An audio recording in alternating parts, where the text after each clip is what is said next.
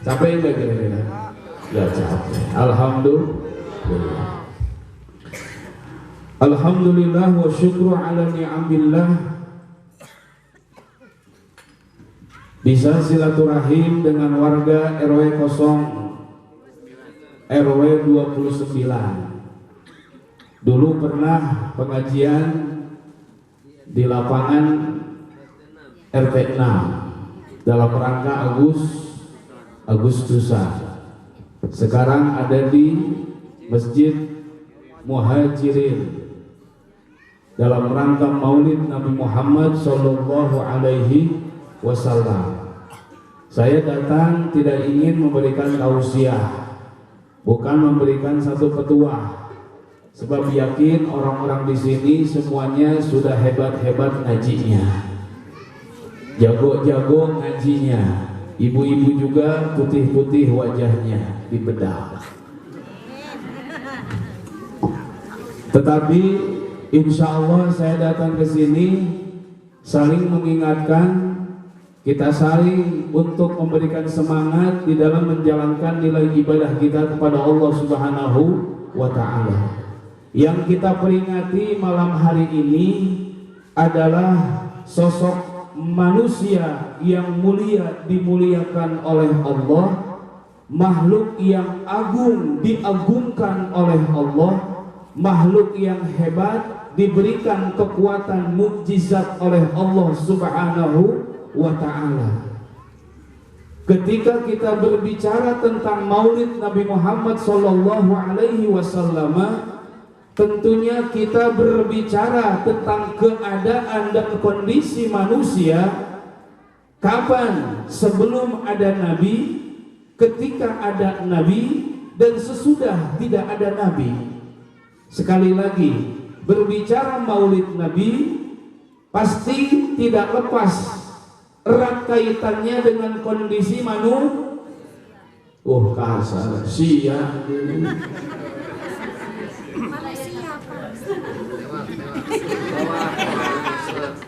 Kasar di sini. Berarti membicarakan tentang kondisi manusia. Kapan kondisi manusia? Ketika sebelum ada Nabi, ketika ada bantuan atau ketika sebelum ada, ketika ada, dan sesudah tidak ada. Ini amat sangat berbeda. Kondisi manusia sebelum ada Rasul diutus oleh Allah Subhanahu wa Ta'ala amat memilukan, amat memalukan, amat menyedihkan, amat mengenaskan. Kenapa? Ketika Nabi Allah Isa diangkat oleh Allah Subhanahu wa Ta'ala hingga diutus baginda Rasul, itu kosongnya 500 tahun lebih. Bisa dibayangkan kondisi manusia, tidak ada nabinya, tidak ada rasulnya, tidak ada ulamanya yang memerintahkan dan melarang 500 tahun. Jelas perbuatan sepak terjang manusia memalukan, memilukan, menyedihkan, mengenaskan. Apa di antaranya? Ketika seorang ibu-ibu sedang lahir perempuan, bayi perempuan lahir dikubur hidup-hidup. Orang tua mana yang tega zaman sekarang? Bayi lahir dikubur hidup-hidup. Jahiliyah punya saat itu. Betul tidak? Ini memalukan, memilukan, mengenaskan, menyedihkan. Lahir bayi perempuan dianggap aib, dianggap sesuatu yang mendatangkan sial. Dulu kapan? Nada yang enak dong. Oh gitu waktu pakai nada. Kapan seorang perempuan dianggap sial? Dulu. Betul tidak? Dulu perempuan pembawa sial, sekarang sialan.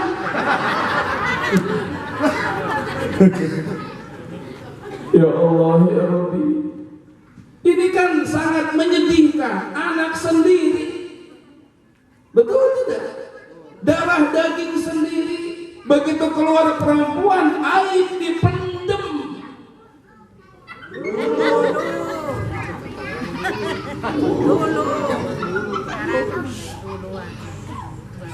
Seorang wanita cantik naik ke panggung, dijual di lerang. Siapa yang sanggup?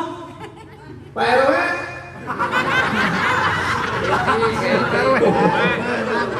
Sanggup 5 juta? Sanggup? Ada lagi di belakang saya 10 juta. Oke. Siapa lagi? 40 juta. Oke, yang di ujung 100 juta. Diem semuanya. Silakan Neng. Itu suamimu. Gitu. Dibawa tuh.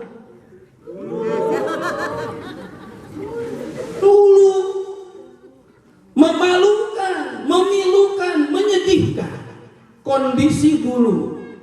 Bahkan bila ada seorang suami istri, suaminya meninggal dunia, maka istrinya pun jadi warisan teman-temannya. Kapan itu? Maka disebut zaman jahiliyah dulu seperti itu. Maka dirasa perlu oleh Allah Subhanahu wa ta'ala, didatangkanlah, diutuslah seorang makhluk yang mulia, Rasul sallallahu alaihi wasallam. Bahkan mereka pun membuat Tuhan-Tuhan sendiri, dikumpulkan terigu berkarung-karung, dibentuk Tuhan yang namanya Lata, Uzza dan Manat, dibentuk Tuhan sedemikian rupa. Dia yang buat, dia yang nyetak, dia yang ngejadiin, dia sendiri yang menyembahnya.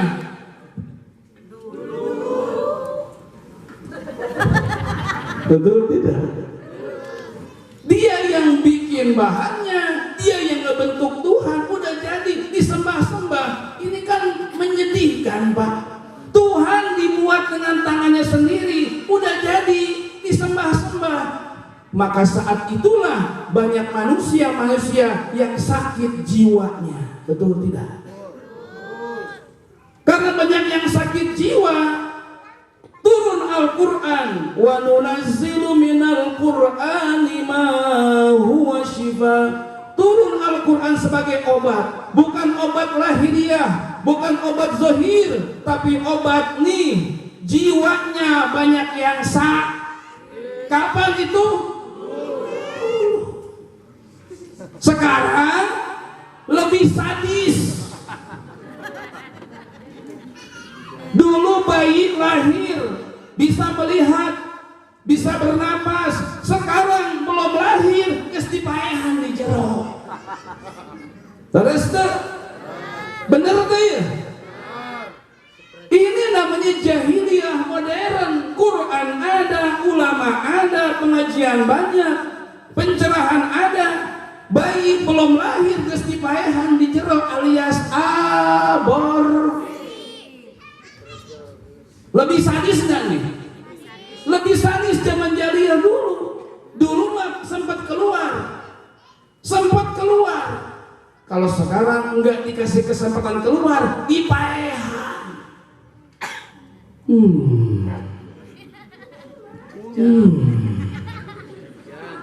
Betul tidak? Masya Allah. Di sini Pak, ini yang harus disembuhkan. Jiwa kita kalau sehat, insya Allah. Tapi kalau jiwa kita sakit, insya Allah kalau sakit jiwa kita, kaki nggak bisa melangkah, lisan nggak bisa berkata dengan baik, wajah pun nggak bisa senyum. Maka Al-Quran berbicara tentang hati, berawal dari hati semuanya. Betul tidak Bu? Pak? Sok ibu kenapa bisa hadir kumpul begitu? Karena hatinya lagi cakep nih. Betul tidak?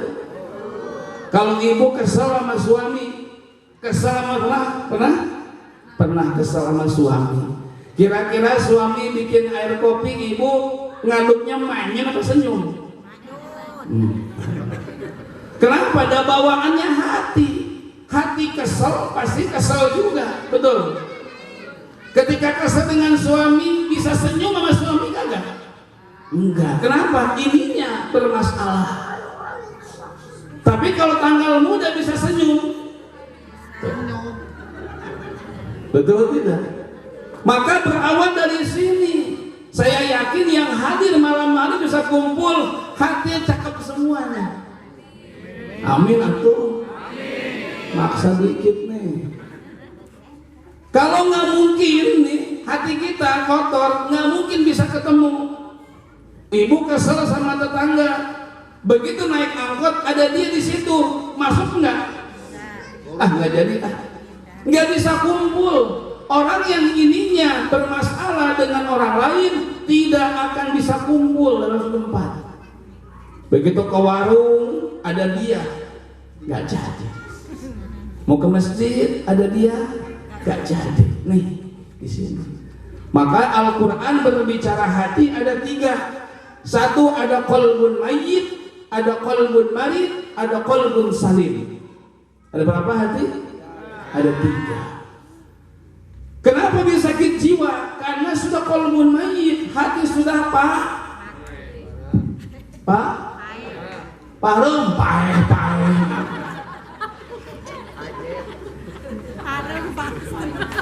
mana ada paeh.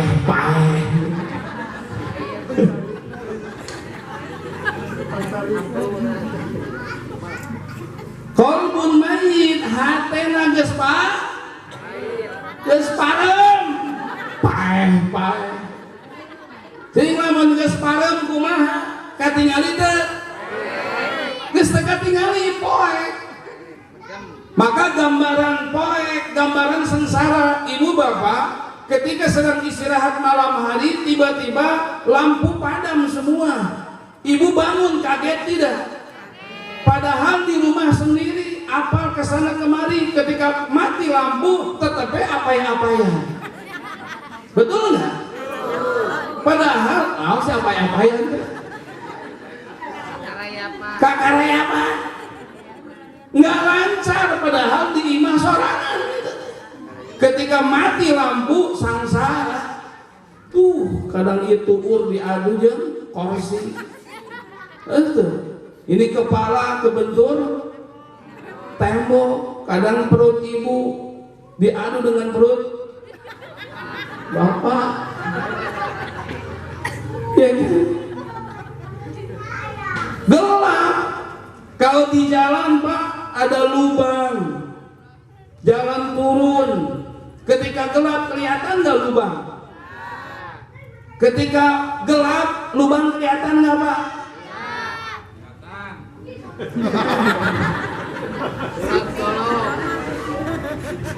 Ditanya, ketika gelap kelihatan lubang tidak? Bu, kerasa nggak? Astagfirullahaladzim.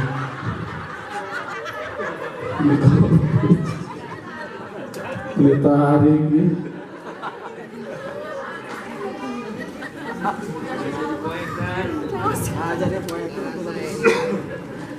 Ternyata sengsara ketika orang mati, lampu sengsara. Mungkin sengsara sebentar, tapi kalau sudah mati hatinya, ini lebih sengsara lagi, celaka akhirat.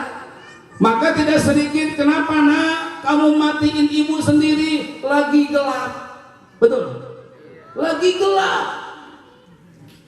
Ibu yang melahirkan, ibu yang mengasuh kecil harus rela mati di tangan anak sendiri. Ditanya kenapa membunuh anakmu ibu sendiri? Lagi gelap. Kerpoek hati. Maka bahaya lamun kerpoek hati, teka tingali halal haram wal katingal. Betul tidak?